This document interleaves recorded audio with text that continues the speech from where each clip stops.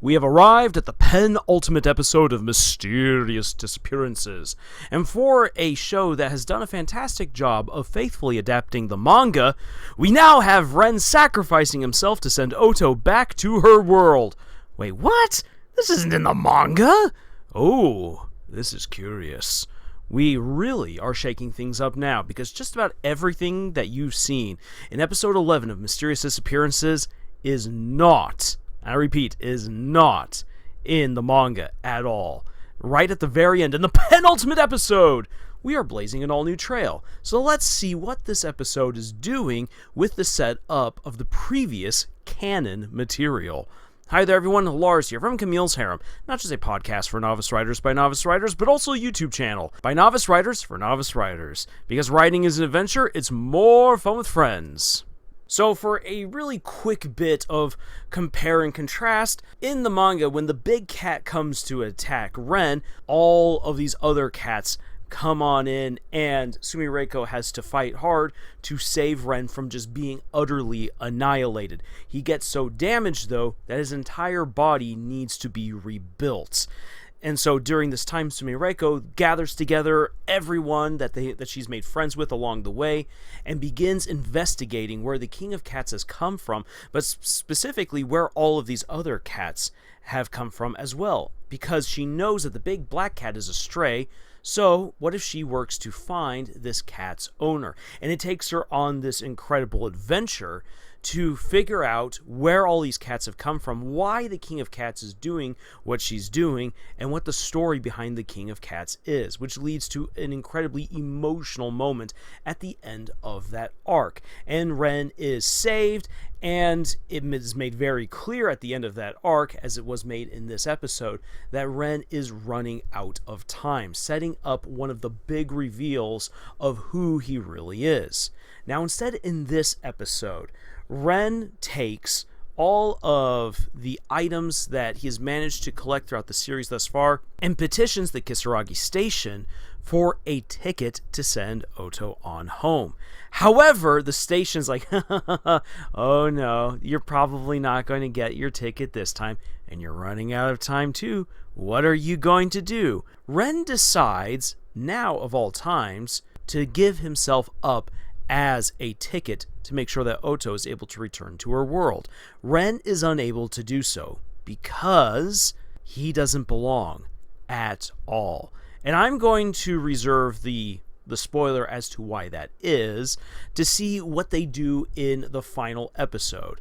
If they reveal the canon material, or if they come up with something else. So I'm not going to spoil why he can't return. But right here, Ren decides since his time is running out, he will become the ticket to send Oto on back home. So it's now time to say goodbye. This is a sweet episode of Oto saying goodbye to all of the friends that she's made along the way, including Sumireko.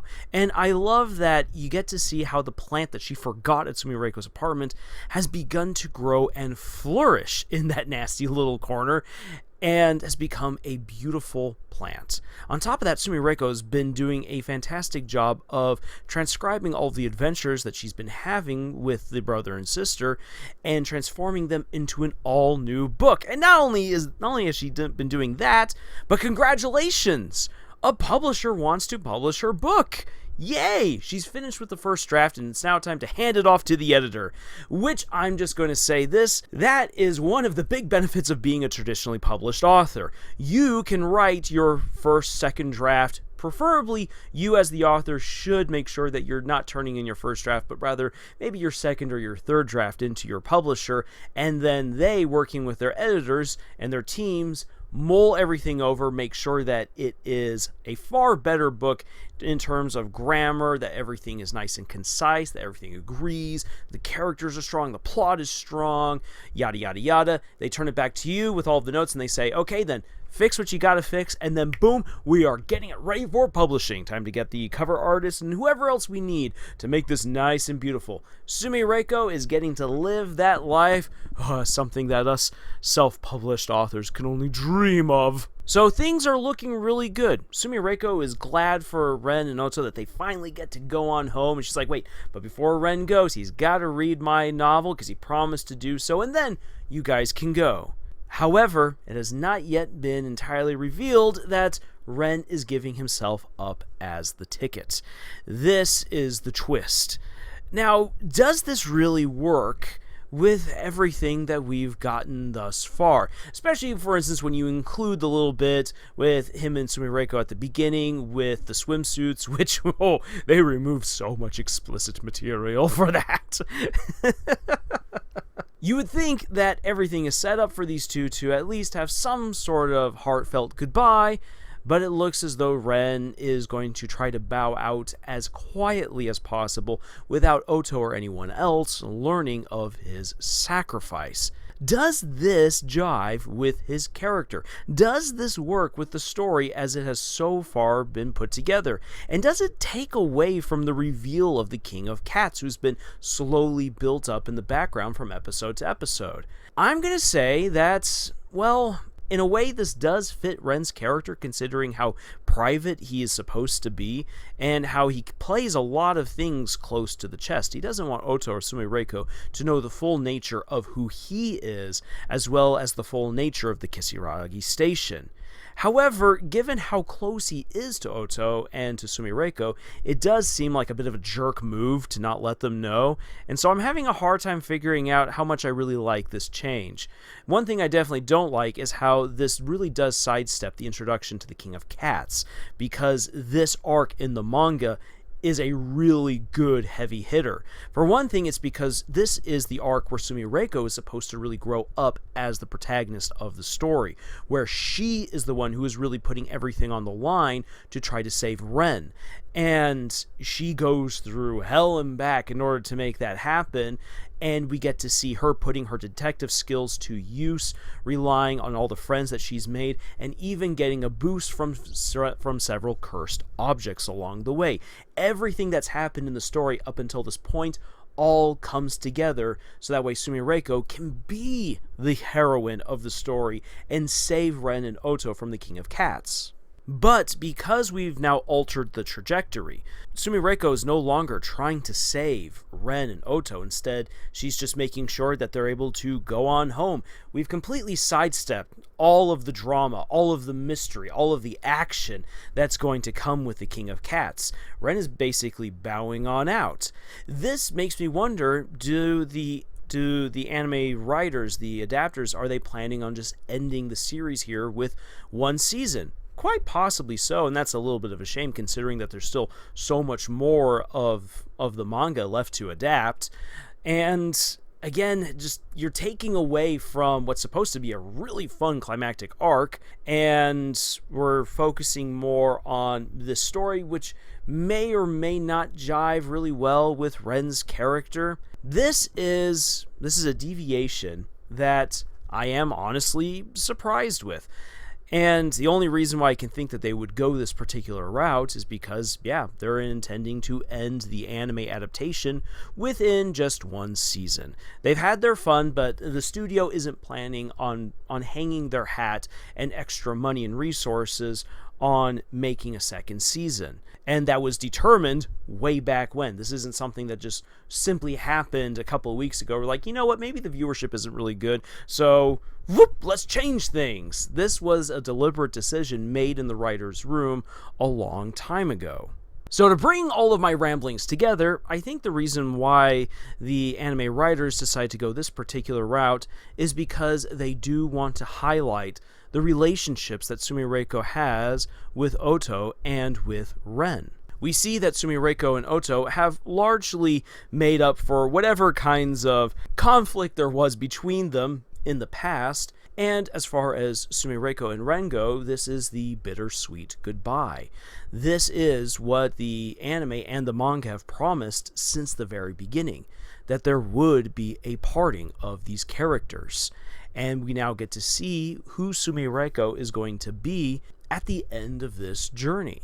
And so I feel like it's okay, it's good to focus on that, since that's one of the things that's been promised to us since the very beginning. But The problem is this, is that while a story does live or die by its characters and the relationships that they have, you can't ignore what you've been building up in your plot either. This is a tricky balancing act. If you've been building up a big bad throughout your entire series, you need to be able to deliver on that big bad. A great example of someone who unfortunately really dropped the ball with this would be Christopher Paolini with the Eragon series. Now then, I do enjoy the Eragon series. For all of its faults, it's a fun read. But one of the most frustrating things that happened at the end of that series was how when we finally get to see Galbatorix in action, the big bad evil king who overthrew all the dragon riders and conquered the world, he's actually a really lame character once you get to see him. It's really dumb. And the way that he is defeated is really stupid too, completely contradictory to the character that's been built up thus far, and just, it's so wimpy. And it was basically Christopher Paolini being like, I'm going to subvert your expectations by doing something interesting with the language of magic, and showing that you don't need some big flashy battle at the very end to defeat the big bad evil guy.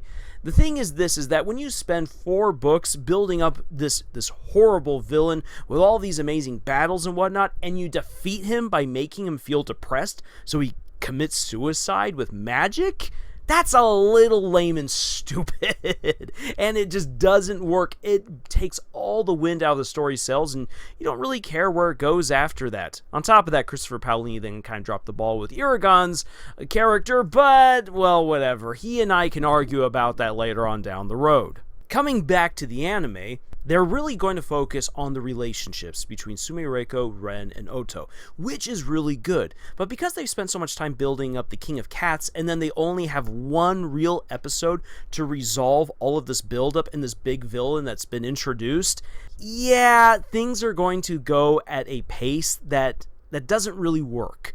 The King of Cats, who's meant to be a fantastic villain, won't be represented on the screen at all. It's just going to be kind of like, oh, why are we spending any time with this when we could then be focusing on the drama of Ren sacrificing himself to become a ticket for Oto? And what does that mean for Oto? What does that mean for Sumireko?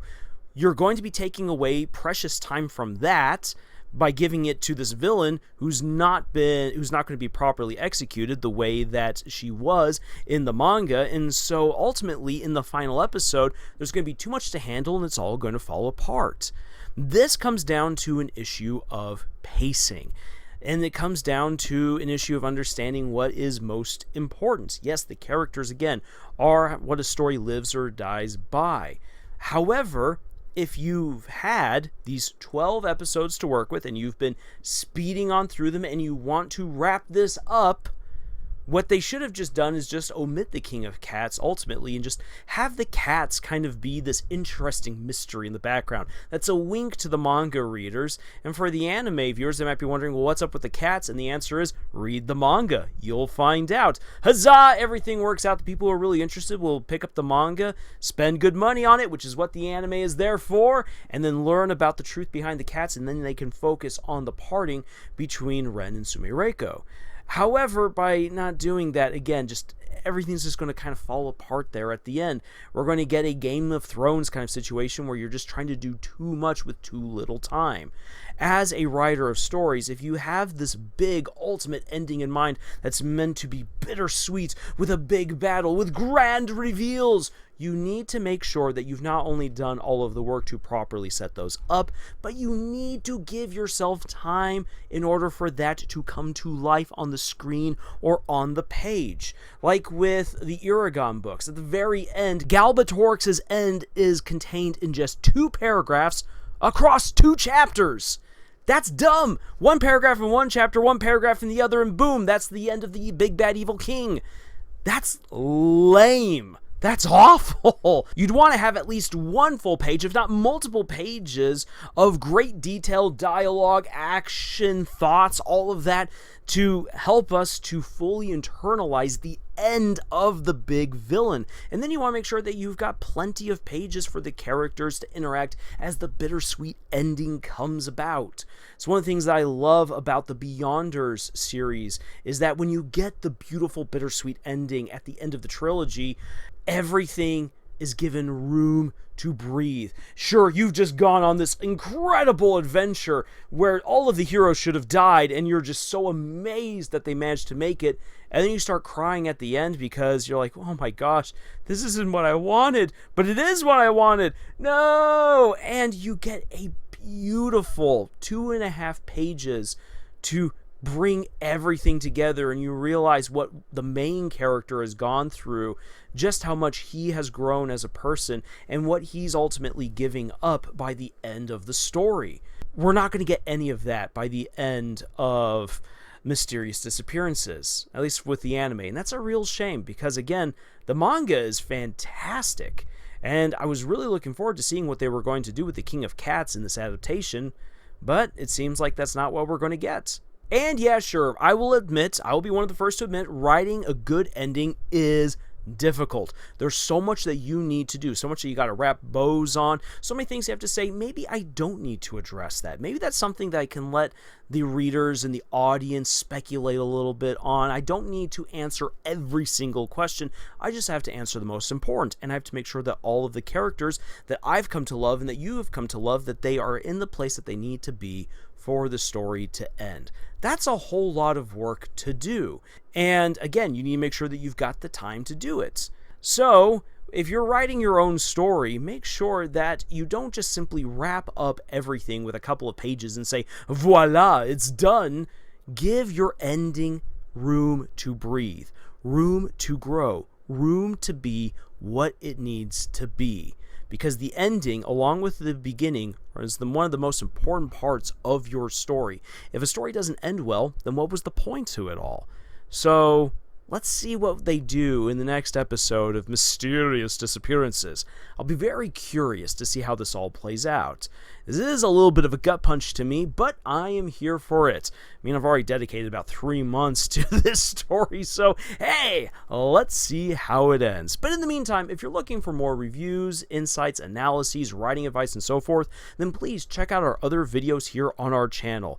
And if you'd like to help us reach 10,000 subscribers, we're so close to it, please subscribe to our channel. But otherwise, thank you so much for joining us on this incredible adventure that we call writing, and until the next video, y'all, tschüss.